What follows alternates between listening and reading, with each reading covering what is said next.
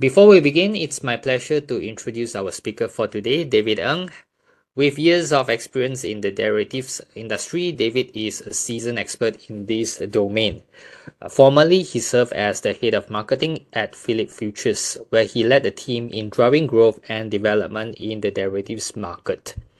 Currently, David is a full-time proprietary trader with Iceberg X, which is a local proprietary trading firm. And he brings a wealth of knowledge and expertise to our session today. So without further ado, I am delighted to hand over the presentation to David. David, the floor is yours. Okay. Yeah. Thank you, CY, for the very kind introduction. And obviously, thank you for the audience, for making it tonight. Hope you have enjoyed your dinner. So in the next hour or so, I think probably I'll be just talking about using Heiken Ashi, and a few trend indicators as a way to navigate the Malaysia futures market, especially with the CPU and FKI contracts. So I just like to thank Excellent as well as Bursa Malaysia for inviting me to speak on this platform. So as usual, a risk disclaimer. Any material that's presented here today is purely for educational purpose. And I think dealing with futures market does involve risk, so make sure you do consult a licensed representative. We have several licensed brokers under the Bursa Malaysia, so do consult with the representative itself. And I think any opinions presented here just basically my own personal opinion. It doesn't reflect opinions, whether it's from the organizers or whether it's from the Bursa Malaysia Exchange itself. So keep an open mind. Hopefully, at the end of this 45 minutes to an hour or so, you're able to at least grasp a basic understanding of looking at certain trend in a market using indicators that is widely available on major platforms as a way you navigate the market itself. Now, I think if you have probably traded the futures market, you notice that the market itself has actually been trending in certain fashions. Whether you're trading FKY or FCPO, there is a trend in place, and there's obviously opportunities where you can capture at certain point in time.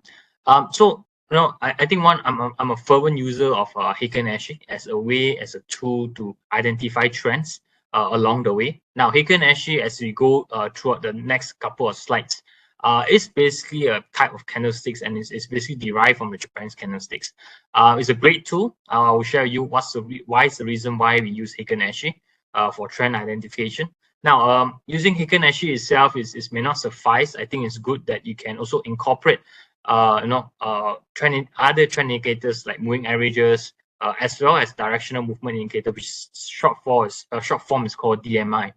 All these are great tools. It helps you to identify trends, and especially when market starts to trend, these tools are very useful for you to navigate your entry and exit positions. Now, last but not least, one great tool for you to always measure your stop loss, or we call it risk management level, is what we call ATR, average true range, a method which is very commonly used to make sure that in every position that you enter, there is always plan for you to get out of the market. I always believe in this. When you have a trading plan, every trading plan must have a way for you to exit the market, just in case when things get wrong, you are quickly out of the market. So with that, I'm just going to start by looking at what is Heiken Ashi and basic introduction to Heiken Ashi. Now, before we begin, I think a lot of traders, there is many type of traders that is in the market. I think the commonly and I think it's widely, people has been looking at trading is usually this, we call it the swing traders or the day traders. Now, day traders are usually traders that are very short, short time frame in terms of their trading perspective. Whether they hold a position probably in the morning and probably by afternoon or later in the evening session, they'll probably be closing out their positions. So this is what we usually call short-term traders as day traders. Now, scalpers literally are those traders as hunting for at least a minimum of a tick in price differential. Now, scalpers is going to get very difficult for markets when it's more efficient, when there's high liquidity and there's heavy volume. Scalpers will find it very difficult, and markets are getting more efficient. A lot of trades nowadays, be it in Bursa Malaysia or be it in other exchanges, is getting very automated. So in certain ways, scalpers will find it very difficult to at least scalp a single tick on the exchanges as volume increases along the way.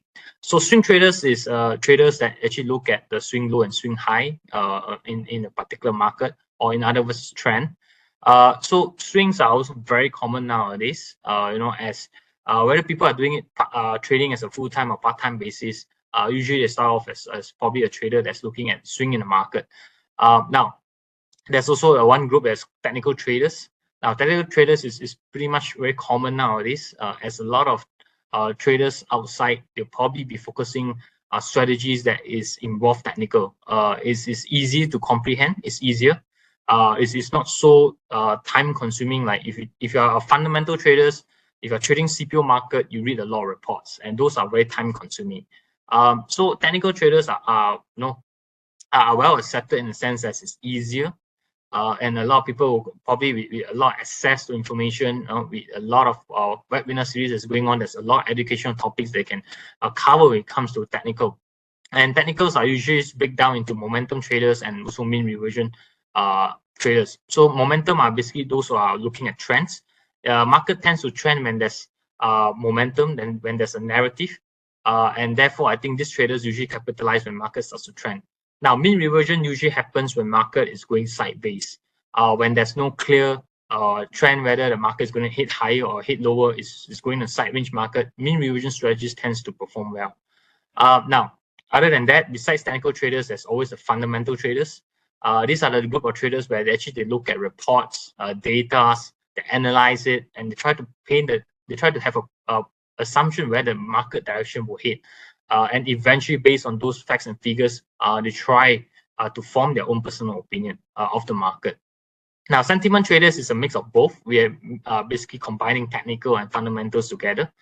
This is getting these segments are getting very well known. I think traders nowadays are also very dynamic and versatile in the sense that they are not only looking at charts for entries and exits, they're also pairing that with announcement from reports and especially those report dates that's very crucial. They can move markets as well.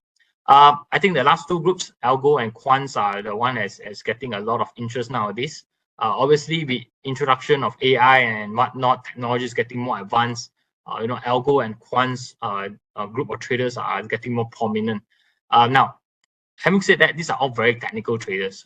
Therefore, I think you need a certain degree of knowledge regarding coding and whatnot when it comes to using algo and quant per se when it comes to trading the market. Now, having said that, markets are dynamic. Whichever strategy that you apply, most important is always you have an intention in hand, you have a plan in hand, and always have a way for you to get out in case the market goes against your way. Now, coming back into looking at charts. Now, if you just look at chart A and chart B, you can clearly see that although both of these charts is the same time frame, is the same product, and is the only difference is the type of candles. So chart A is what we call the normal Japanese candlesticks. This is widely commonly used when people refer to candles. Usually they refer to Japanese candlesticks. Now chart B, on the other hand, is what we call a Heiken Ashi chart. And now, if you look at the primary difference, you can clearly see that if you just look at one segment here, this gap down, this red bar, and after that followed by a series of small little candles. In this kind of scenario, in this kind of market, you tend to get a lot of, if you are looking at when the market is ranging and you try to find trend, it is not easy because the market is actually going sideways. Now, if you turn it on the other hand, if you look at Heiken Ashi, usually if you look at the major difference, the candles usually shows gap, but Heiken Ashi doesn't. They reflect the gap by the body or the color of the candle. So what you can see here, if this gap down here is represented by the red bar here. So you can clearly see, if you compare the major difference, Heiken Ashi and candlesticks, you can clearly see, Heiken Ashi does give you more trend identification. So for example, here, all these red bodies are showing you downtrend. So if you are in a short position, you probably will be holding on to your short position until the color of the candle starts to change on the Heiken Ashi. Now, if you are doing on the candlesticks, you probably see a short. Probably see you're holding to a short position. But the moment you see probably a bullish engulfing candle or a green candle engulfing the red candle, then you start to get panic. probably that will be a sign of reversal. So in a sense that, in short, I think Heiken Ashi does gives you more of staying in the trend longer, more better trend identification when it comes to when market starts to trend. So in certain ways, Heiken Ashi is a great tool when it comes to looking at a specific trend in the market. So what is Heiken Ashi? Now, I don't go too much on the detail and history. Now you can obviously go and Google it. There's vast information of information on Heiken Ashi and whatnot on the internet. Now, Heiken Ashi, in simple terms, is again derived from the Japanese candlesticks. Basically, in Japanese, it means the average bars. So what it does is basically taking the averages of the normal candlesticks. Once you take the average, it's like a moving averages. You smooth out the price. So indirectly or indirectly, you're looking at trends in the market. In a sense, it is highly quantifiable because it's based on a specific calculation, which we're going to go on later on. And therefore, when market starts to trend, Heiken Ashi does indicate the trend easier compared to looking at candlesticks. Now, given that Heiken Ashi and candlesticks, although they are very similar, but they have major differences. Now, if you just pinpoint any Heiken Ashi candles, you notice that the opening, closing, the low and the highs could be the same, but the opening and closing price are usually different compared to the candlestick price, in the sense that because Japanese candlesticks are reflecting the real market price, while the Heiken Ashi is taking the averages of it. So in the sense that if you want to get the actual closing price or the opening price, you must always refer to the Japanese candlesticks. So it's always good if you're using Heiken Ashi to always have another bottom panel where you can actually compare that with the Japanese candlestick, so that in a sense that you really know what's the closing price of the market. Heiken Ashi always uses average, so therefore it's actually disrupt the actual closing price of the market. Now, there's always a tendency for Heiken Ashi to stay red or green, especially during a downtrend or uptrend. Now, normal candlesticks, if you see probably there's once a trend starts to peak, or when there's a bit of selling into a uptrend market, the colors will alternate, but it's an unlikely scenario for Heiken Ashi. So if you just look at color identification, when you trade Heiken Ashi, it's always easier. So you can be holding on to the trend for far longer compared to looking at candlesticks. Now, so these are some of the trading criteria when you look at Heiken Ashi.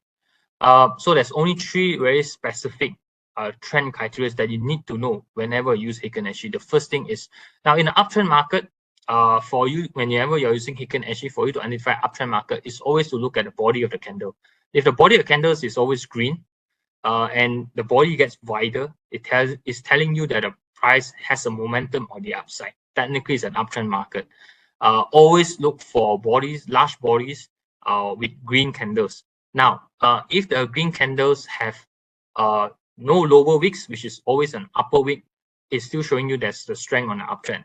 Now, if green candle starts to show bottom and upper wick, so it's telling you market is exhausting. So if you're looking at uptrend, once you start to see that either the body of the candle gets smaller or there's upper and lower wick, it's really telling you that this uptrend is going to be exhausted. This buying momentum is probably going to fade out. So if you're holding a long position, you should be very careful when you start to see body of the candle get smaller, and there's appearance of the lower wick, especially on a green candle bar. So that's something that you need to take note of, and it's very easy to identify whether the market is uptrend or a downtrend by looking at the color and the body of the candle. Now, downtrend is exactly opposite. So that means is that when you start to see red body candle and the body of the candle gets wider and larger, it's telling you there's strength on the downtrend. And the key thing is that for a downtrend candle, you always see bottom wicks. You don't see upper wicks. The moment you see upper wicks, that's the same thing. It happens again. That's telling you that, look, this downtrend is probably going to face some exhaustion. So be careful of holding short positions. It probably could be the time for you to identify the trend is exhausting. Now, the third and last criteria when you look at Heiken Ashi is what we call a sideways or possible trend reversal. Now, these are the type of candles where the body of candles are very small. Or in other words, it's more like a doji style candle, which is like a Japanese candlesticks. There's no body, there's only the wicks itself. When you see this kind of pattern, it's telling you probably the market is no longer trend, it's heading to a sideways market. when you don't see any body at all, or the bodies are so small, that's almost like a dodgy type of candles, it is telling you the buying and sellers are pretty much out of the market. The market's heading nowhere.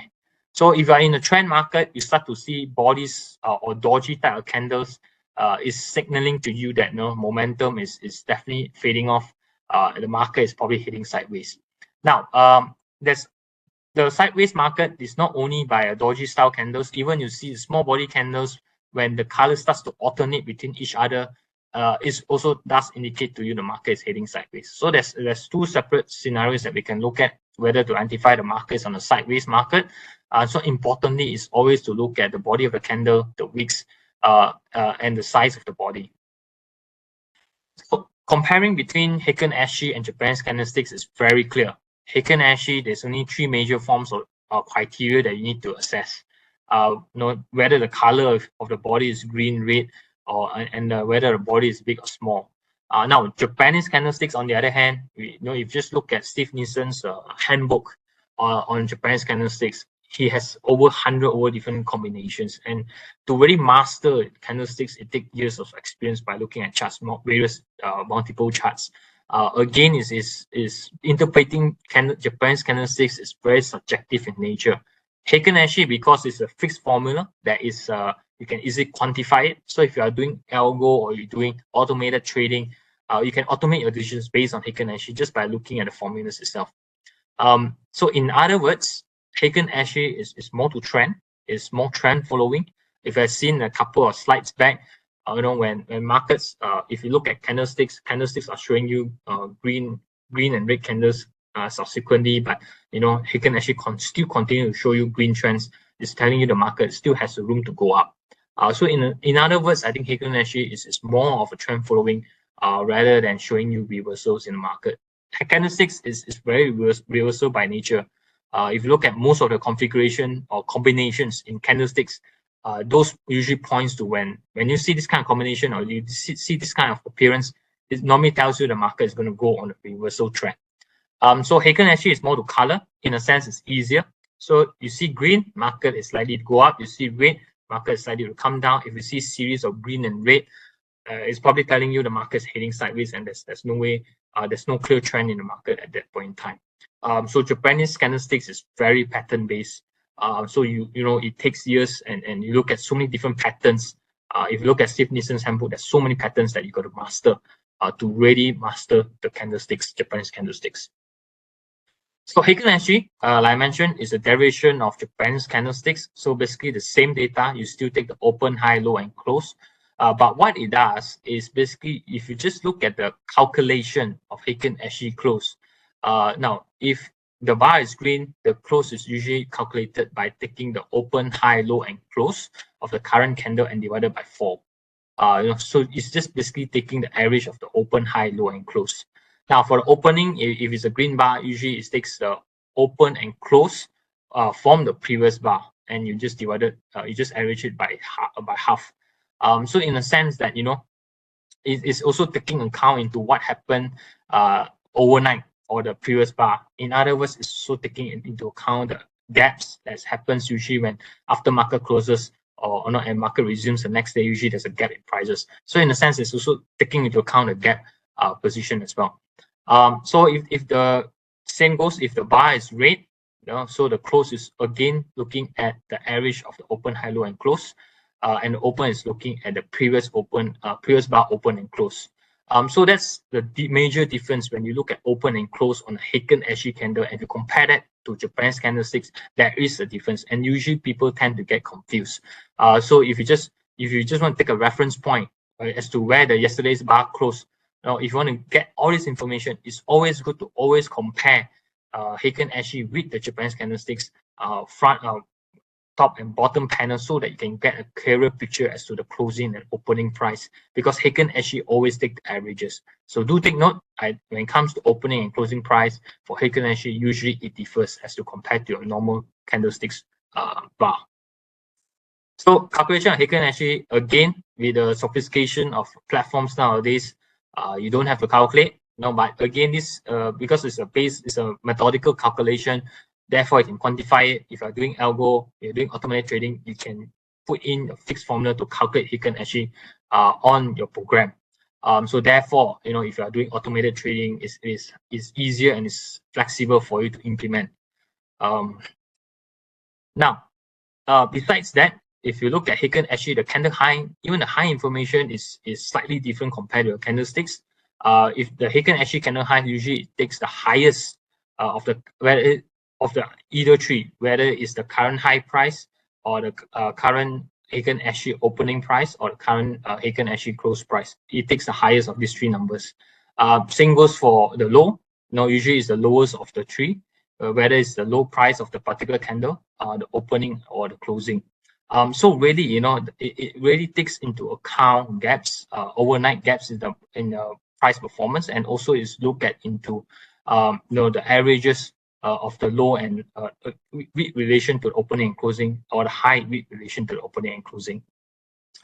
So again, I just want to emphasize this because it's a common mistake when you look at Heiken Ashi and you want to compare any of the data. You always have to look at the candlesticks information, which is the most accurate, because Heiken Ashi is a formula of averages based on the candlesticks data. So therefore, it's not accurate when you want to when you take the closing or even the opening price.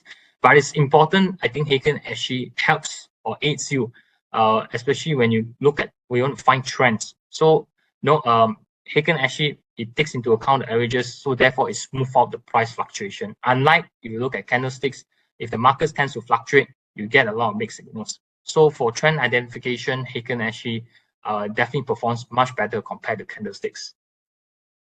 Now, so this I want to highlight here. If you just look at any candle bar here, so bottom we have your normal Japanese candlesticks, the candlesticks bars, and you upper panel we have the Heiken Ashi.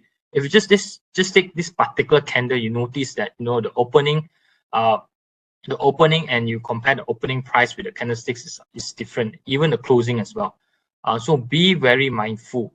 Despite both the candles are showing you is a lower body candle, a red body candle, but the price information, especially on the opening and closing, it tends to differ if you're using Heiken Ashi and candlesticks. So this is an important element for you to take note if you're using Heiken Ashi. Now let's look at the dynamics of it. So not every time when you see red body bars, white bodies are more, usually is a good indication the market is heading downtrend with strong momentum. Now the careful thing is that when body starts to get smaller, it's telling you the momentum gets weaker. So you may hold a short position here until you start to see that the red body starts to get smaller. That's also a good entry for you, or that's a good exit point for you to be out of the market. Assuming that the market probably may see a possible trend reversal, or the downtrend power starts or momentum starts to diminish. So vice versa, you start to see after a series of downtrend, you start to see series of green candles. You have to notice that the green candles body will have to get wider to indicate that is possible a trend reversal in place. Without that, it's very difficult. It could be just a wash off. So always look at the body of the candle and the color. So usually after a series of massive downtrend, when you start to see series of green candles, do pay attention to the body of the candle. If the body of the candle starts to get wider, it's telling you that this downtrend is finished. It's possible it's going to hit on the uptrend as a trend reversal. So same goes for here. Now be very careful and be very mindful when you start to see this tight area here where the bodies are so small. It's indicating to you the market is heading nowhere, or rather the market is ranging. Now, in every time when market ranges, it tend to break out a given time. Whether it's on the upside or downside, the market does do a breakout. Now, when that happens, always again look at the body of the candle. You see this series of red body and the body of the candles are getting wider and bigger. It does indicate to you this selling pressure is quite intense. Now, obviously, we can pair with other things, but I think it's sufficient to tell that once these red body candles are forming and the body candles are getting wider and bigger, this selling pressure on the downtrend is getting quite intense. You can obviously couple with other trend indicators to determine the strength of the trend, but it's good to suffice to just by looking at the color of the body of the candle, you're able to determine the trend direction of the market. Now, Just to show you the dynamics on an FKLI chart. So previously, the dynamics is on an FCPO chart. This is on an FKLI. So two heavily most traded product on Bursa Malaysia. So you can clearly see it's the same dynamics apply. When you start to see green body candles, the body of the candle gets wider. It does indicate to you that the market is heading on an uptrend. So again, be very careful of when body candle starts to get smaller and you start to see upper and lower wicks, especially during this green bar here. So it does indicate to you this uptrend momentum is lacking strength. There's possibly is exhausted, and probably the next trend, if it's imminent, like the red bar here, and the body of the bar gets wider, it's telling you that this uptrend is finished. It's possibly going on a downtrend. So be very mindful once you see series of white body candles and you start to see series of small body candles. It's really telling you at that point in time this could be a potential reversal in place, or this uptrend strength has actually lost its momentum. So it's very careful. Just by looking at the body of the candle, you're able to gauge and determine whether there's still strength left in the market. Now, showing you the common distinction between Heiken Ashi and Japan's candlesticks bar is very distinct. So now, one, I would say whether it's disadvantage or not, if you are using, let's say you're using gap analysis, if you're a gap trader, you trade on gaps, price gaps, it is difficult for you to just use gap analysis on Heiken Ashi, because Heiken Ashi will represent the gap by the candle bar. So if you are using gap or you are a gap trader, you use gap analysis, I would highly recommend you just stick to candlesticks. Now, Heiken Ashi is more to trend. So when market starts to trend, it shows you the color of the bar or to represent the trend at that time. So here you can clearly see this is a candlesticks chart. This is a price gap down, which is represented by a red bar here. Now, watch this. If you just look at this series here, whenever you see green and you start to see subsequent red, it's very clear it's a downtrend. But when you start to see there's a green candle in place, you get panic, because you're not sure whether this green candle is it a point of reversal, especially if you're trading on a candlestick chart.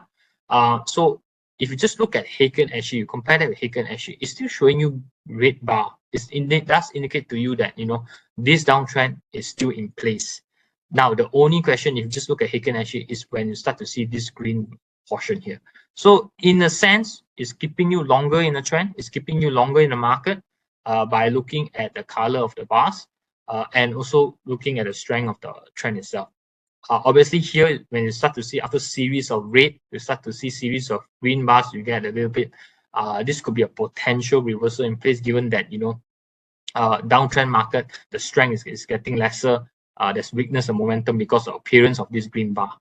So these are a common. So in other words, to give you a simplification, I think Heiken Ashi keeps you longer in the trend, and it is easier to identify whether the market is downtrend or uptrend. So same goes for here. Obviously this is a sideways market. You can clearly see there's still weakness momentum at this part. Then obviously when it comes to a small bodies candle, it's telling you this is going to be a range market. This downtrend is poised for a reversal. And true enough, the next series is all the green bars, and these green body bars with huge body bars, it does indicate to you there's momentum in place. So in other words, it's easy to identify whenever the market changes its trend, and also keeping you longer when market starts to trend. Now, to give you if just application for both FCPU and FKLI. So this is on FKLI. Again, a very similar scenario. In fact, FKLI is I would say it's more Heiken Ashi friendly when it comes to trending market. So when FKLI really trends, you can clearly Heiken Ashi does perform better compared to your candlesticks, normal candlestick chart. So you can clearly see here, this is a very clear signal. So your candlesticks are showing you, there's a red bar, then start to see 3 series of green bars. Then again, a red bar appears. But if you look at your Heiken Ashi, it's still showing you, green bars. You just notice that the body is getting smaller. So it does indicate to you it's still an uptrend market. Probably the momentum has lessened a bit, but it's still keeping you up, still keeping you in the market for during an uptrend move. Again, is in a way it's trying to simplify the market movement or smooth the market movement or fluctuation by the color of the candle bars. Now, so that's that's pretty much what Heiken Ashi is looking at, is giving you a trend identification based on the color of the bars and the body of the candles, and obviously whether there's upper and lower wicks. So in other words, is very easy to identify just by looking at the colors. Now, having Heiken Ashi alone is not sufficient. When you trade both the markets, whether it's FCPO and FKLI, markets, if the market is moving sideways, you tend to get a lot of false signals. So it's always good you can pair up with other trend indicators, especially with moving averages. Moving averages is a very good trend indicator and it's commonly used. So there's a lot of different types of moving averages. The most common one is the simple moving average. It's basically taking the average price over a particular period of time. So if you're taking a 10 period moving average, you're basically taking the price for the 10 period and divided by its average. Now, there's so many moving averages that is available on most platforms. But what is commonly or what is most used is always the exponential moving average. Now, exponential in a sense that it should gives more weight because there's a prefix of formula that's being used. In a sense, it gives more weight for the recent price. Now, if you just look at simple moving average, if you just look at a calculation of it, it is actually giving equal weights to all the period that is being imputed and calculated. Now, exponential is slightly different. It's giving more weight on the current price. So in a sense that if you're using exponential, it's actually more sensitive when markets start to change. If you're using simple moving average, sometimes it tend to lag. So I think that's where the major differences is. So therefore, if markets trend, you really need a moving average to show you that when the prices starts to move. So if you're using SMA, it tends to lag. So therefore, I think using exponential where it puts more weight on the current price, it can actually gives you a clearer identification whenever the market starts to trend. So you just look at this. Besides looking at moving averages, just for trend identification, you can also obviously look at identify market trends using moving average as a way as well. One of it is whether you're looking at the candles, is it above both sets of moving averages, or whether you're looking at the candles below the both sets of moving averages. So what I have here is that looking at one is a shorter period moving average, and one is a longer term moving average. So not only is the strategy of using moving average is looking at crossovers, there's also another way is looking at trends in the market by looking at where the candle is in relation to the moving averages. So for example, here you can see both the moving averages are, or rather the candles are above both the moving averages. So it does indicate to you that this particular scenario is the market is heading uptrend. If the markets if most of the candles are heading below the moving averages, is also indicating to you that this is pretty much a downtrend market. Now, one way is also looking at the lines, whether the lines are pointing up. If both lines are pointing up, it's telling you possibly you are entering, both the markets are entering into an uptrend.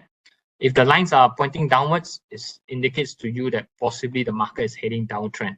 Now, this is taking on the latest FCPO. You can clearly see, I think, the price performance that's happening over the past 5 days or so. You can clearly see the market is trying to break on the upside. So it's still waiting for a decisive action, especially for the shorter period moving average, whether you can cross above. And as long as the candles are hovering above both the moving average periods, it's telling you short-term CPO market looks like it has a tendency to go higher, or rather it's an uptrend market. Now, FKI is very clear. If you just want to look at how to use moving average to identify a trend, you can clearly see most of the candles are usually trading above both the moving averages. And you can see the shorter periods trade is crossing above. The longer period moving average is also trying to, and both the lines are pointing upwards. It's telling you that the market is heading on the uptrend. In fact, FKI is still on an uptrend market. Now, just comparing EMAs, the exponential and simple moving averages. So I mentioned earlier, exponential gives more weight to the latest price. So you can clearly see, the black line here is an exponential moving average. Your red one is your simple moving average. So here you can clearly see once the market starts to turn downwards, the EMA starts to turn. If the simple moving average will take probably a few more candles, then only the line starts to move downwards. So in other words, if your EMA reflects, because it reflects, it puts more weights on the current price. it tends to reflect prices, or rather it envelopes the price more closely whenever price changes. As compared to simple moving average, it's a bit laggard. So no, if markets are dynamic, if markets wants to trend, EMA is a better use compared to the simple moving average. Now, if you incorporate moving averages together with Heiken Ashi, you pretty much can get a very basic entry signals. So what I have here is to plot a 9-period EMA together with a 20-period EMA. The reason why we plot two different periods is that we have one on shorter basis and one on the longer term basis. So if you look at EMA or moving average crossover strategy, is that whenever you have the shorter term crossing above the longer term, it does telling you that there's a short term strength in prices and market is likely to hit higher.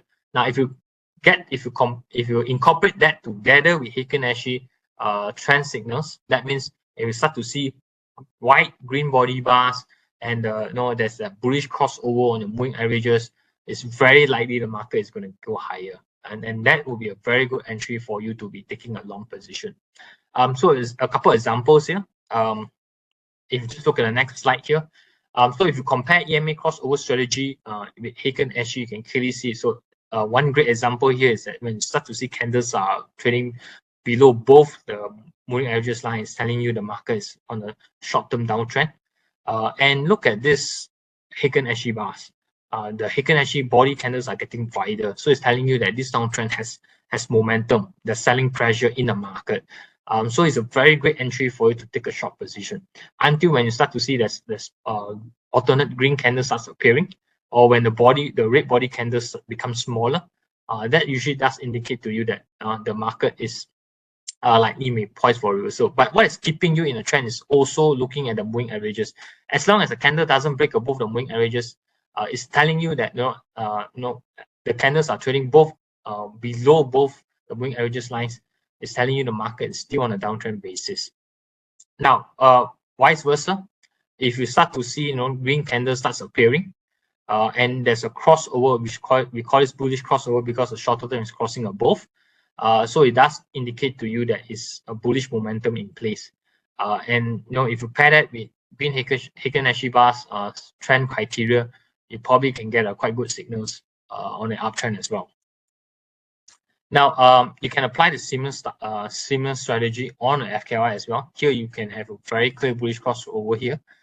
For a simple fact, if you look at the bars, the Heiken Ashi bars are very green with white bodies. And if you just look at the candles are actually well supported above both the moving averages line.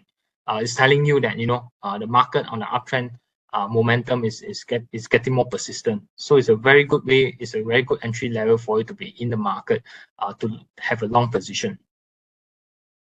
Now, I think besides using moving averages as a crossover strategy, you can also look at at many times, especially in the FKY market. Moving averages also act as a dynamic resistance and support level.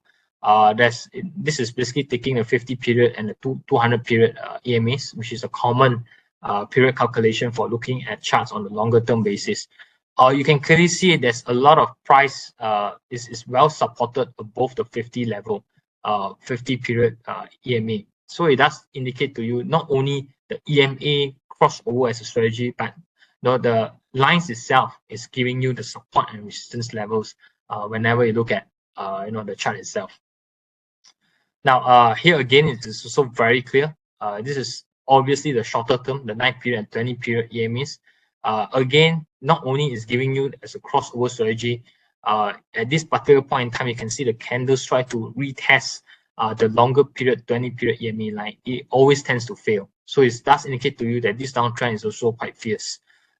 So I think besides looking at crossovers, EMA can also act as a dynamic support and resistance level for a particular price. So be very mindful. You can and be flexible in terms of strategy and looking at EMAs. If you incorporate with Heiken Ashi, at certain point in time you can look at looking at EMAs as a resistance as also support level for particular price levels in the market. Now, for Heiken Ashi and EMAs are a great tool to combine, to really look at direction of the market, whether the market starts to trend, and also whether that there is strength in whether the market is well supported above the resistance and support level by looking at the moving averages. I think next is also important. The key question we need to ask ourselves is that when market trends, whether there's strength in the trend, and how and whether the strength will diminish, because in any trend in the market, the momentum tends to fade whenever, especially during a big price rally or big spike in the market. Normally it doesn't last that long. So it's important for us, if you are holding a particular position in the market and market starts to trend, we really want to identify where areas where market starts to show you weaknesses. And I think one great tool that we can use to look at that in better angle is to what we call use a tool called Directional Moving Index, or DMI. Now, I'm not going to go too much of explaining what this indicator does or how to derive this indicator, because right now, as I mentioned, platforms are widely available. They have all these tools, great tools that is commonly available on most charting platform. So DMI basically consists of pretty much four distinct lines. Now, some may have 3 distinct lines, but the most important thing is that minimally you must have 3 distinct lines.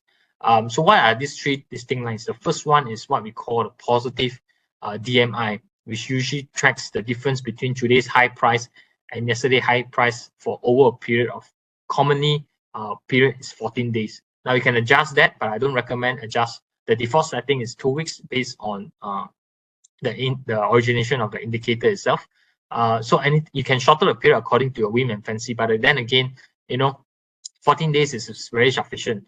Now, the second line is looking at negative DMI, which usually track the low of the day against the low of yesterday over a period of 14 days. Now, and the third line which is the most critical one, is which we call the Directional Movement Index.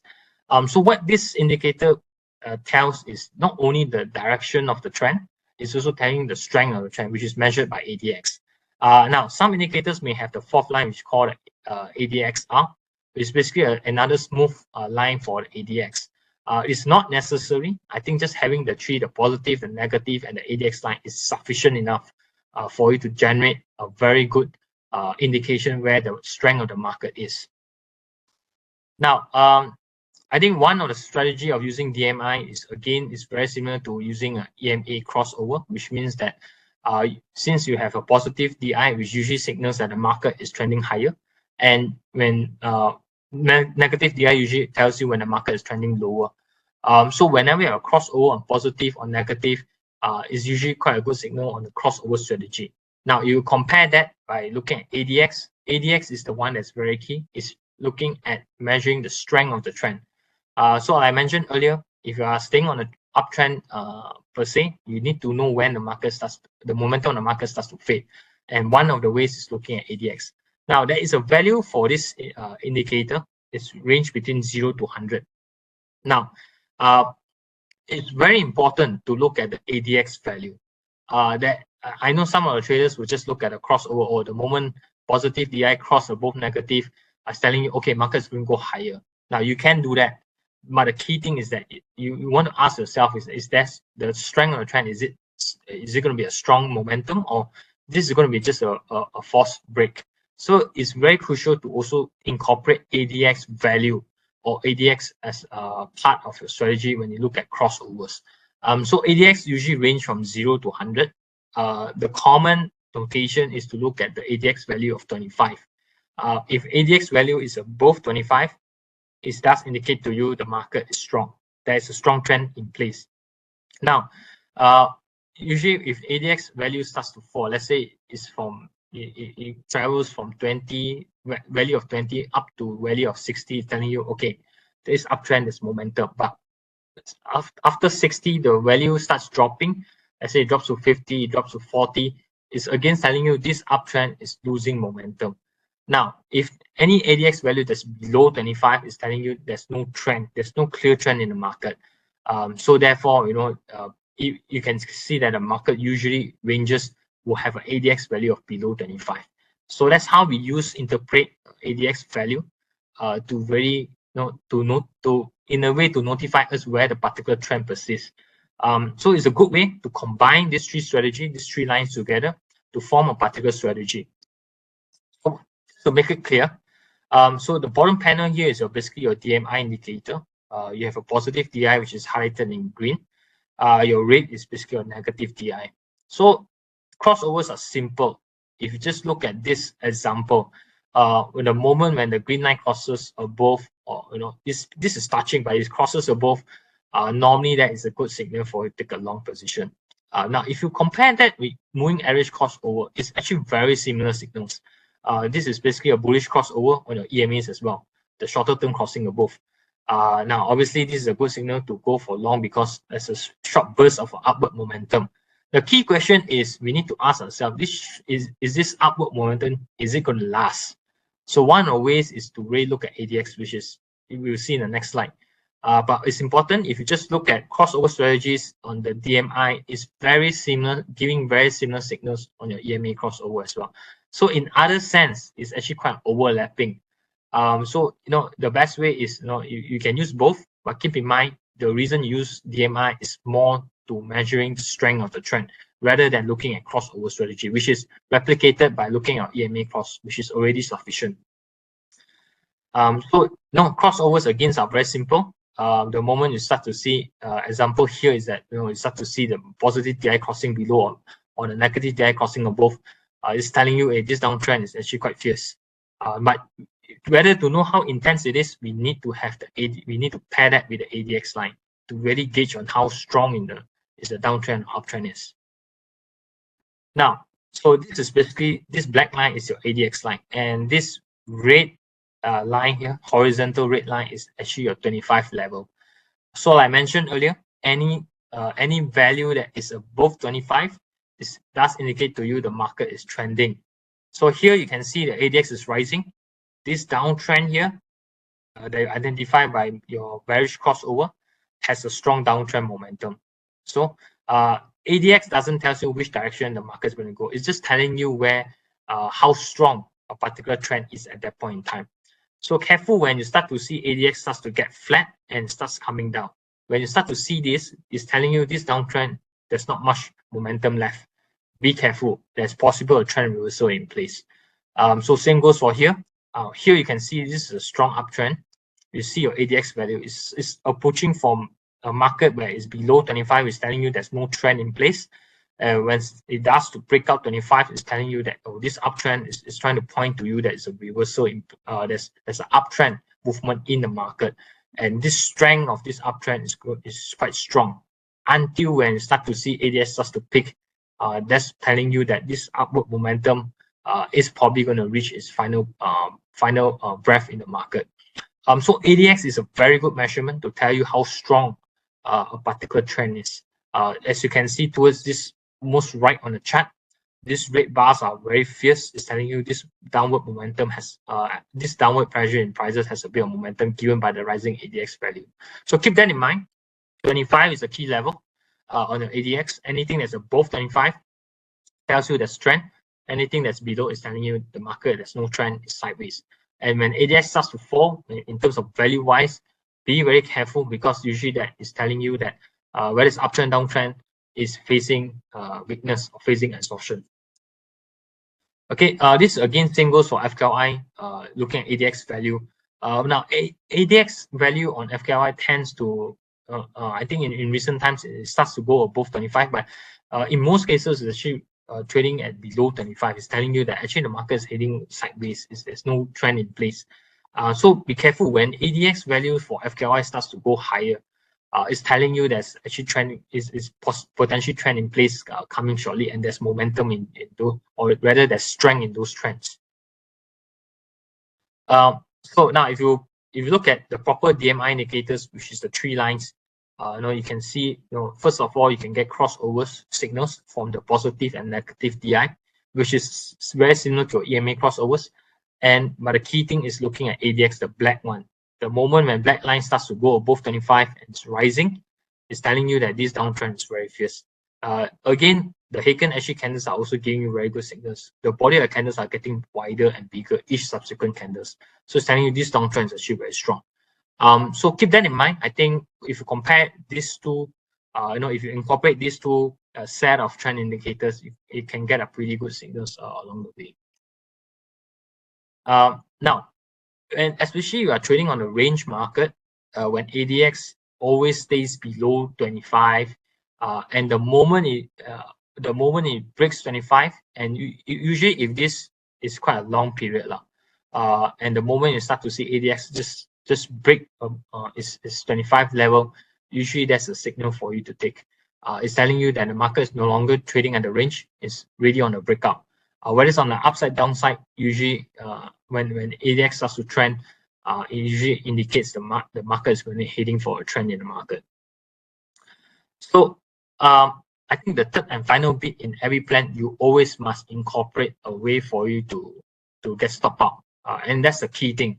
So just to recap, I think first thing I mentioned is looking at trends by looking at using Heiken Ashi candles rather than your normal candlesticks pattern. And secondly is incorporating moving average as crossover strategy. Now, alternatively, you can look at DMI as a great way to look at crossovers as well. But DMI crossovers and EMA crossovers are very similar, so they give you overlapping signals. So you can either use EMA crossover and just use DMI for the ADX value. Is also fine enough. Now, ADX value is important for you to gauge the strength of the trend. So if you see it as an uptrend signals in the market, Heiken Ashi is showing you green, but the ADX value is not rising, normally you have to be careful. It's just telling you the market is probably is still in a range. It's showing you no strength in the market yet to indicate the market is trending. So if you're looking at this kind of signals, you have to be very careful. I think last but not least is always risk management, and to do that, we use an indicator called the average true range. Now, average true range just basically measures the range of the day, the high and low. Obviously, it is also a count into the previous day's candle. So in other words, it's basically taking the true range or true price movement of a particular period. In a sense, if you are looking at a product that is high in ATR value, it's telling you the market is highly volatile. If you have a product that is low ATR value, it's telling you the market is a very low volatility product. So if you are someone new to the market, you don't like volatility, you look at product which is low ATR in terms of value. Now, if you are someone that loves volatility as a trader, we like volatility, we like price movement, then obviously you look at product that has a high ATR value. Now, basically this is a daily ATR value for CPO. So notice that we reach as high as this is basically daily range. So the daily range of CPO went as high as 400, especially during the peak of the Ukraine and Russia conflict. Now, having said that, obviously ATR value has since declined since then, but the normal range in CPO right now is still between 80 to 120 daily range in terms of price. So it's still quite volatile in certain ways. So if you want to measure your stop loss level, it's a good way to take a multiple of your ATR value, as a way for you to get stop out by looking at a particular range of the market itself. Now, FKLI is slightly less volatile. You look at it, I think at the peak was about 40 points. This is during the pandemic. But then again, I think in the early last month, we saw that there's a big movement on a single day, especially when yen, there was a reverse carry trade on yen. It actually caused chaos in the market. But I think since then, I think volatility of FKI also since has actually reduced quite gradually. So if you compare FCPO and FKLI in terms of the daily fluctuation, FKLI is slightly less in terms of the fluctuation. FCPO is actually more volatile. Now, I don't go too much on how to calculate ATR. There's obviously formula for it. But then again, it's widely commonly available on most major charting platforms. So what it does is basically just to calculate the range of the day and taking into account the yesterday bars as well. So it's basically accounting for the gaps and therefore reflecting the true range of the market over a period of time. Now, so just drawing this example, this is basically looking at FCPO, and you're just looking at this particular point in time where you start to see red Heiken Ashi bars. Both the candles are trading below across both the moving averages, showing you there's a bearish crossover in moving averages. And notice here the minus DI, which is the red line, is crossing above the green line, and the ADX, which is the black line, is moving above the 25 level. So it does indicate to you that this could be a potential trade entry on the short side. Then ATR, you notice this every time an ATR value rises, when you start to see this kind of rise in ATR value, it usually also does indicate the market is trending. Reason being is because if you have an ATR that is very fixed, the line is hot or it's quite flat, it's telling you the market is actually ranging. The daily fluctuation is quite normal. But once usually there's a breakout in the market or there's a trend in place in the market, you start to see ATR values start rising. So that's one good indication to look at ATR as a way to gauge whether the market is starting to trend or not. So in this case, in this example, you see the ATR value actually rises from a normal range about 20 at that particular period, it rises to above 20. So it does indicate to you that possibly the market is heading for a trend. So one way to measure a stop loss is to use the ATR value. One way to do it is, for example, if looking at to short at that CPO market, once the signal appears at 39.22, and the ATR value at that particular period of, we are looking at 30 period minute chart here. ATR value is 22 points. So if you work on a risk to reward ratio, that means you're only willing to risk one ATR or one ATR points for two ATR reward value. That means you're risking 22 points as your stop loss measurement and 44 points as your reward profit if the market is in your favor. So I think that's how you use ATR as a way to measure your stop loss. The reason is simple. There is always many ways for you to measure stop loss. But I think one good way is that if you use ATR, whenever market gets more volatile, that means your ATR value rises. It actually gives you more buffer. So you don't get stopped out that easily. If you have whether you have a fixed stop loss level, or you use a mental stop, or use and a particular amount. Sometimes if you don't have the right discipline to fix to that particular level, market can really shake you off quite easily. So having a ATR keeps you inbound when market is ranging, and when market rises, ATR value rises. It gives you a bigger buffer in terms of your stop loss level. So basically, I think this red line is your stop loss, your black line is your entry. This green line is actually your profit target level. Now, if you look at this setup, you can clearly see that actually the market still continues to go. Once you're out, the market still continues to go even lower. Now, there's always an argument to say that, hey, look, the Heiken Ashi chart candles are still red. Why don't I just hold it until the moment when the candles are turning green? No, when you have a plan in place, you always have to stick to the plan. Whether it's profitable or not, the plan is the plan. So, keep that in mind. There's always other opportunities in the market, or rather the market gives you ample other opportunities. So you can't always catch the high and the lows, or the swing high and the swing low. What is important is that you have a plan to get stopped out in case the market go against you, and you stick to that. Okay. So example of FKI, this is also a very good sell signal, although you can wait for the next candle or probably the second candle afterwards to get a better sell signal. But I think because of this cross here and the ADX started to rise, therefore I think it's a good call to try to have a short position here. Now, this low ATR value, this is what I meant. The ATR value has actually been declining. It's telling you that this market is actually very range. It's very common in FKLI when there's no news in the market and markets are sideways. Usually markets tend to behave in such a way that the ATR value actually starts declining. So when this happens, when ATR starts rising, there's telling you there's potentially the market may break on the downside, given that there's a bit of momentum in place now. So simple. I don't know if you just take a short entry here, 1641, the ATR value is 3 points. ATR value 3 points, like I mentioned, the ATR value for FKI in general is actually very, very low. So therefore, if you just work on 1 to 2 again, risk to reward, you're looking at just 3 points of cut loss and 6 points of profit. So it's again FKI, because of the nature of the market itself, the ATR value tend to be very small.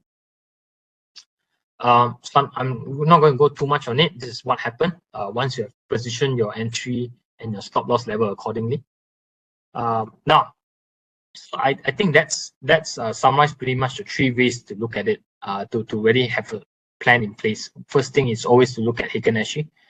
You couple that with moving averages or the DMI indicators, especially DMI for the ADX measurement. And third thing is always to get you out of the market by looking at ATR value. Last but not least, in every trading plan, it's always good to have a measurement of your performance. There's a lot of ways. You can have all these metrics, important metrics to incorporate at the end of your trading session. And it's always good to review those metrics at the end of each session so that you know that you can gauge where is your performance is relatively.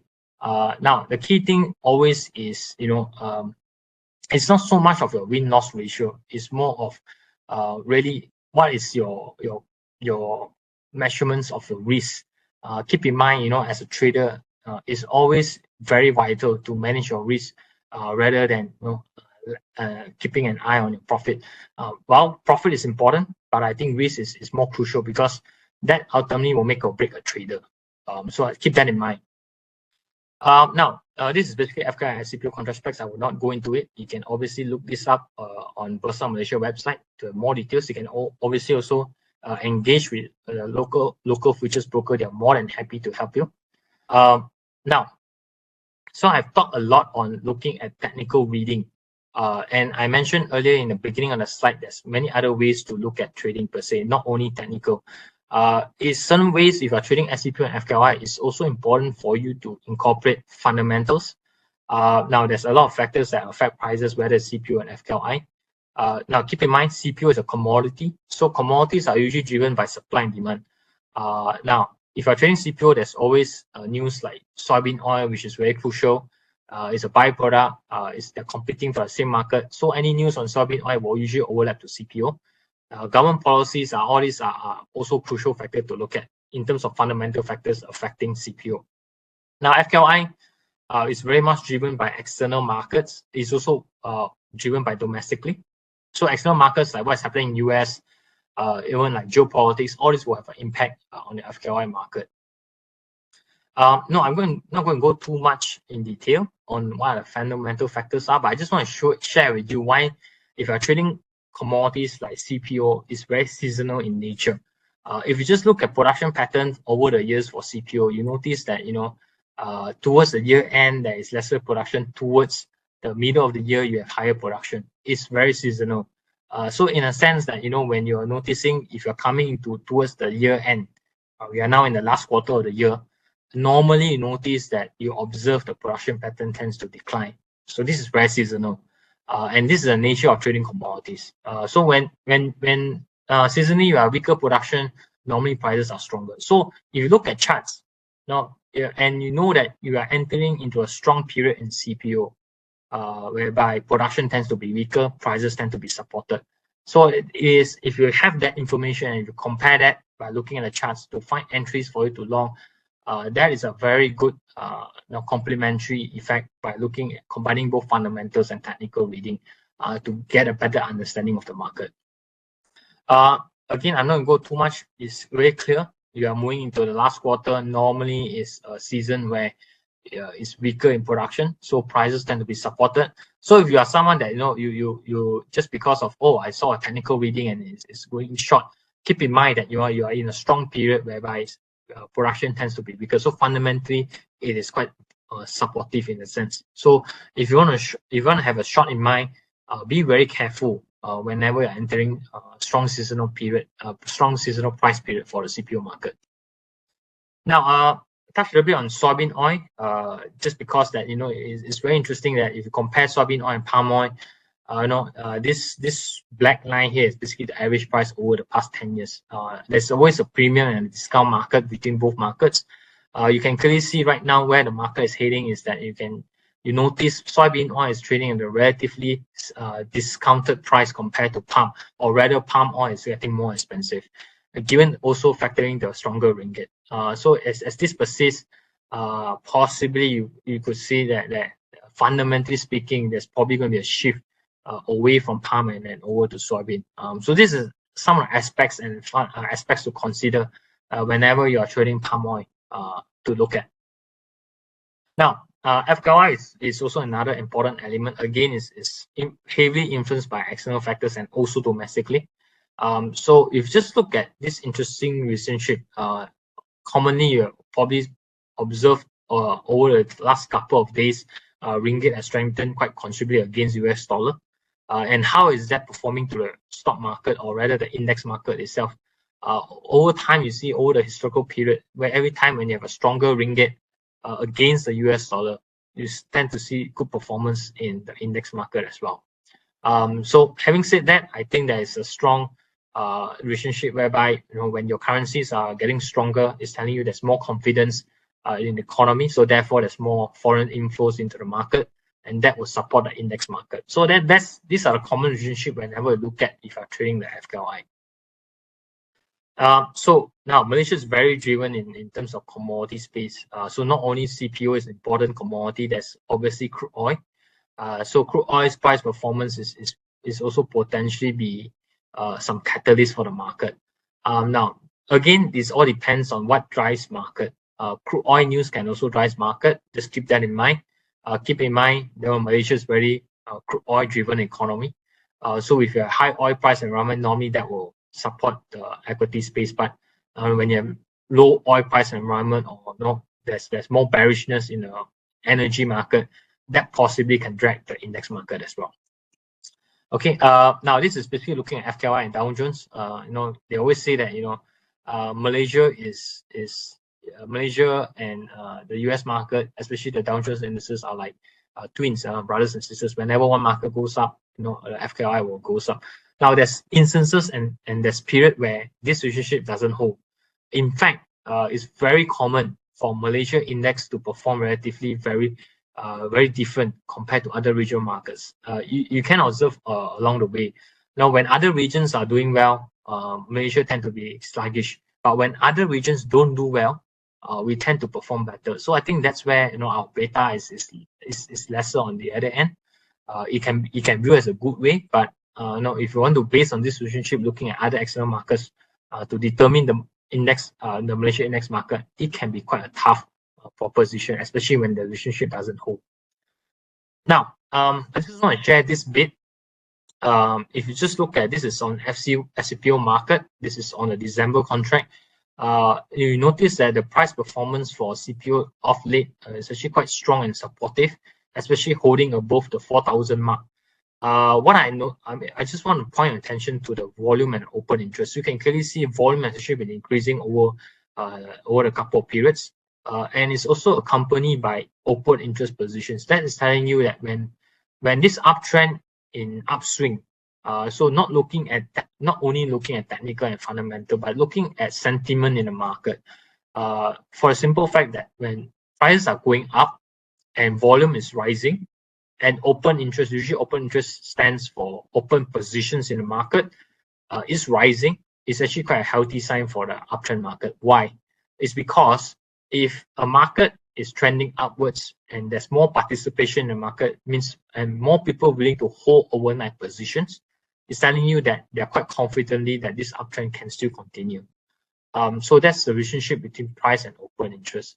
Now, one thing to take note is that once open interest starts to decline, or it hits a peak, and the price still is still going up, it usually be a good point to be a bit more careful, because at that point in time when open interest starts to decline, especially during an uptrend or downtrend market, is telling you that this trend probably, you know, a lot of people have long in the beginning will start taking profit, and they start coming out of the market because they possibly they don't believe this uptrend can continue anymore. So be on the lookout. I think if you are trading futures, open interest and volume is a very good indication of sentiment of the market.